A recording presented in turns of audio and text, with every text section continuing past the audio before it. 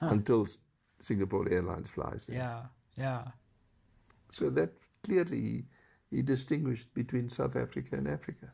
And actually, so much of of the important work done with ShopRite and other entities has been about recognizing that the opportunity is actually in Africa. It is, regrettably, our experience in ShopRite Sure. has not been a great one. Sure, we had And Egypt. for one simple reason, and I mean, I think African countries are beginning to realize that.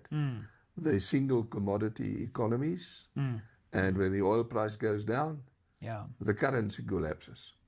So if you go as an investor, you may do very well in the local currency, but by the time you've converted it to the home currency, you can't make money.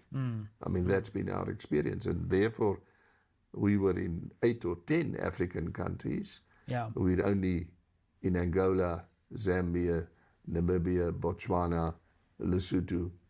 Those are the only countries that outside South Africa that we find we can do proper business and get a proper return in real money. But that will change, of course. That will change.